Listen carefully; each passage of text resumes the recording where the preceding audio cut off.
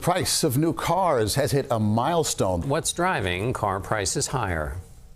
What are you hearing from consumers when they come in here? Prices too high. Car prices seem to have been rising ever since COVID, and there's no turning back on that. Every single day, millions of Americans drive off a dealership lot and immediately lose money. Not slowly, not eventually. The second those tires hit the street, thousands of dollars vanish. Gone. That is just how cars work, or so everyone keeps telling you. But there are 10 cars that never got that memo. 10 cars that do not just hold their value, they actually go up. Same economy squeezing every household. Same interest rates, same rising costs. Same financial pressure hitting everyone equally. And yet the people who own these specific vehicles are sitting on something most car owners will never have. An asset that is worth more today than the day they bought it. One of them is a luxury SUV that is quietly outperforming every German car on the market right now. Another is a truck that is building equity while the F-150 next door is bleeding it. And at least 3 of them are cars most buyers completely overlook, which is exactly why they keep going up in value. So the real question is this: while everyone else is watching their car payment drain their bank account every single month, are you driving one of the 10 cars that are actually making people money? Here is the brutal truth about the car you are probably driving right now. The moment you signed that paperwork and pulled off the lot, the clock started. Not on your loan, on your loss. The average new vehicle drops 20% in value in the first year alone. By year 3, you are looking at 40 to 50% gone. Half of what you paid evaporated, while the monthly payment stayed exactly the same. That is not bad luck. That is not a rough market. That is the designed outcome of how cars are priced, sold, and financed in America right now. The dealership knows it. The lender knows it. The manufacturer's accountants absolutely know it. And almost nobody at any point in that process sat you down and explained what was actually happening to your money.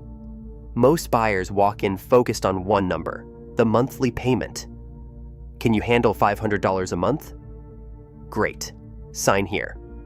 What that number hides is everything attached to it.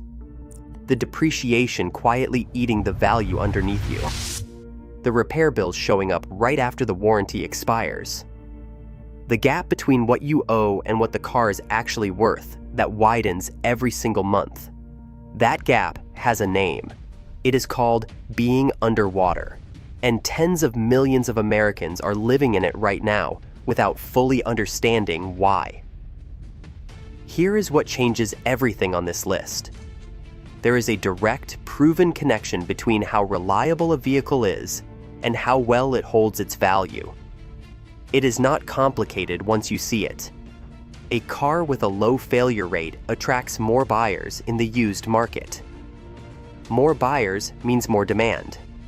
More demand means the seller keeps leverage. And leverage means the price does not crater the way it does on vehicles that owners cannot wait to get rid of. The formula is actually simple. Low failure rates plus strong buyer loyalty plus predictable ownership costs equals a car that holds its value because the next buyer is willing to pay for certainty. And certainty in the used car market is rarer than most people realize. J.D. Power measures initial quality and problems per 100 vehicles. The lower that number, the fewer things go wrong in real-world ownership. And that number is not just a quality score. It is a financial forecast. It tells you, before you sign a single piece of paper, whether the car you are about to buy is going to work for your wallet or quietly against it for the next 5 years. These are not exotic machines. These are not limited production collector cars most people will never touch.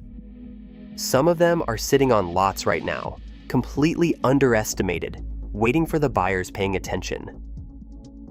If there is one vehicle that makes every other manufacturer uncomfortable, it is this one. The Lexus RX and NX series. the benchmark. The number that every quality engineer at every competing brand has taped to their wall as a reminder of exactly how far behind they still are. 166 failures per 100 vehicles. That is the J.D. Power initial quality score that puts Lexus at the top of the entire list. Not top 10, not top 3, the top. The single lowest failure number across every brand surveyed. And it is not close. Think about what that number actually means in your driveway. It means the car does what it promised on the lot, 6 months in, a year in, 2 years in. No surprise bills. No mysterious warning lights appearing on a Tuesday morning when you are already running late. No repair shop conversations that start with the words, "We found something else." The ownership experience follows a predictable path. And in the car world, predictability is worth real money. The foundation underneath that reliability score is Toyota engineering. The same platform, the same proven internal architecture, the same eCVT transmission that outperforms every competing CVT on the market. What Lexus adds on top is a genuine premium experience without the financial trap that German luxury buyers walk straight into. The 2.5 naturally aspirated hybrid powertrain and the 2.4 turbo have both demonstrated the kind of long-term durability that makes used market buyers pay attention and pay full price. That is the piece most buyers miss entirely. A $500 repair on a Honda becomes $1,500 on a BMW. The same mechanical issue, completely different financial outcome based entirely on the badge on the hood. Lexus sits in a category almost entirely alone. Luxury pricing on the way in, Toyota repair costs on the way out. That combination is not an accident. It is an engineering philosophy built over decades, and the resale data reflects every single year of it. The NX450h Plus with the plug-in hybrid system is worth specific attention. Reliable, genuinely quick, premium in every way that matters, and sitting on a platform with a long track record of not surprising its owner. The used market for these vehicles stays strong because the buyers looking at them already know what they are getting. That certainty commands a premium, and the seller collects it every single time. Most luxury cars sell you the appearance of quality and charge accordingly. Lexus is one of the only brands that consistently delivers the reality. The resale numbers do not lie. They have not lied for 20 years, and they are not about to start now. Most people walk past this car on the lot without a second look. They see an unfamiliar badge, make an assumption, and keep moving straight toward the German names they recognize. And that single moment of dismissal is costing them thousands of dollars they will never get back. The Genesis GV70 is sitting in the top 10 of every manufacturer currently ranked by J.D. Power. It records 183 failures per 100 vehicles, a number that would make BMW's quality team quietly close the door and have a very uncomfortable conversation. A number that Audi's engineers would not volunteer at a press conference.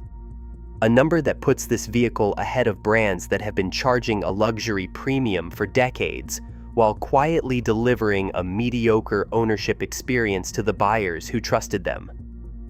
Look at this car straight on and understand what you are actually seeing. The front fascia draws genuine comparisons to Bentley. The wing lines, the grille, the overall proportion. Real exhaust tips, not the plastic cosmetic fakes that somehow made their way onto vehicles costing twice as much from Munich and Ingolstadt. Sweeping sightlines, serious glass area, a design that pushes against the tide at a moment when every SUV on the road is starting to blur into the same anonymous shape.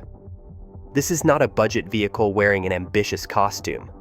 This is an actual luxury product priced by a market that has not fully caught up to what it is yet. That gap between perception and reality is exactly where the value lives. German luxury vehicles lose 40% or more in 3 years as a standard outcome. It is practically a feature of the ownership experience.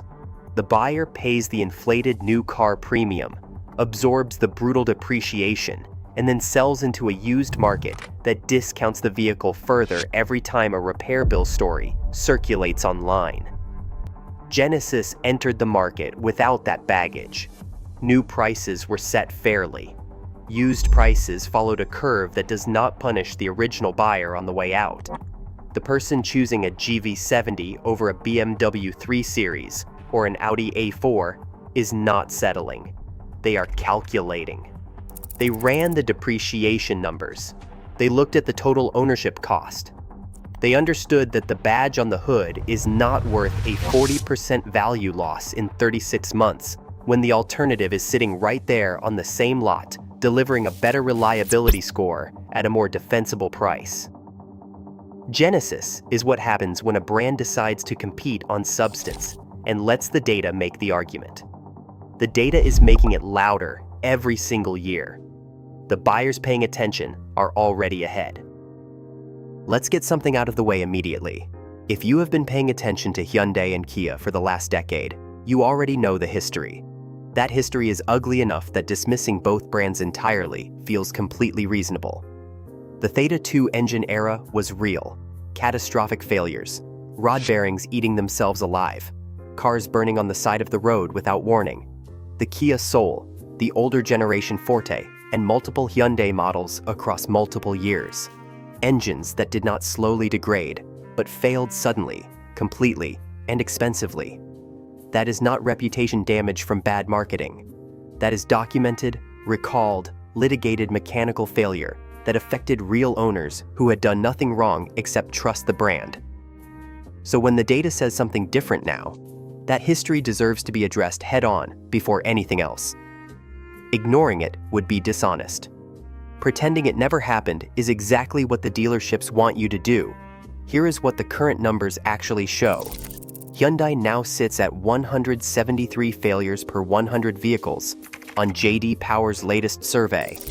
Kia lands at 181 failures per 100 vehicles. Both numbers place them solidly ahead of brands that buyers still reach for automatically without questioning whether that trust is still earning interest. The Theta 2 is gone. The electrified Ioniq platform is not a compliance exercise thrown together to satisfy a regulation. It is a genuine engineering leap, and it is outperforming direct competition in real-world reliability results. The newer generation Kia K4 delivers interior quality and technology on par with the Civic and the Camry. It is better sorted than anything Kia was producing 5 years ago. More refined, more reliable, and still priced at a point that reflects outdated assumptions about the brand, rather than the actual vehicle sitting in front of you. That gap is where the value opportunity lives right now. Buyers who walked away from Hyundai and Kia after the Theta 2 disaster and never looked back are making a decision based on a product that no longer exists. They are avoiding a problem that the manufacturer identified, recalled, and engineered out of the lineup. Meanwhile, the buyers who did the research, who looked at the current generation on its own merits, and who separated the old reputation from the new reality, are picking up significantly improved vehicles at prices the market has not adjusted upward yet. That correction is coming. It always does, when the ownership data catches up to the perception. The buyers ahead of it right now are the ones building equity quietly, while everyone else is still arguing about what these cars used to be, instead of looking at what they actually are. Trucks are the most emotionally charged purchase in the American car market. Nobody buys a truck because they ran a spreadsheet and landed on the most logical conclusion. They buy a truck because trucks mean something. They represent capability, toughness, independence. That emotional charge is exactly why the wrong truck at the wrong price point destroys more household budgets than almost any other single purchase a person can make. Here is what the data shows when you strip the emotion out completely. Not every truck is a financial trap. Some of them are actually working in the owner's favor. The difference between a truck that builds equity and a truck that bleeds, it almost always comes down to one thing: whether the purchase was a tool or a costume. The Chevrolet Silverado comes in at 78 problems per 100 vehicles in J.D. Power's most recent results. That number surprises people, especially those who followed the noise around the 6.2-liter V8 bearing failures, the crankshaft issues, the cylinder deactivation problems, and the carbon fouling that showed up in enough forums to make any serious buyer pause. Those problems are documented and real. They are not exaggerated. What the overall quality score reflects is something the headlines miss. The loyal Silverado buyer base is enormous, deeply committed, and returning to the brand consistently enough that used market demand stays elevated even when specific engine variants draw complaints. The Z71 platform delivers genuine capability at a price point that does not require the buyer to stretch dangerously thin, the way F-150 buyers routinely do at $60,000 or $70,000. The truck works. It holds its value because the next buyer wants it. That demand does not evaporate because of a forum thread. Nissan's truck platform tells a different story, and it is one that almost nobody is saying out loud.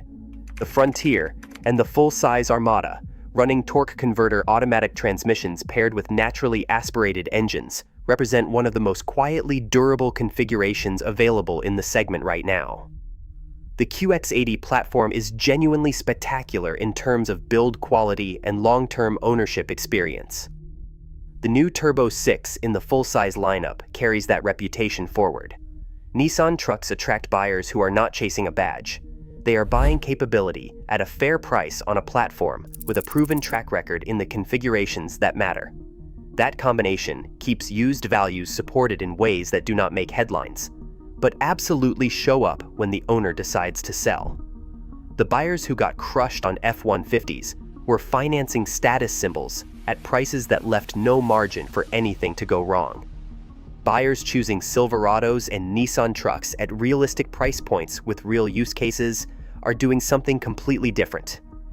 They are building equity in assets the market continues to want, and that is the only reason to buy a truck that actually makes financial sense.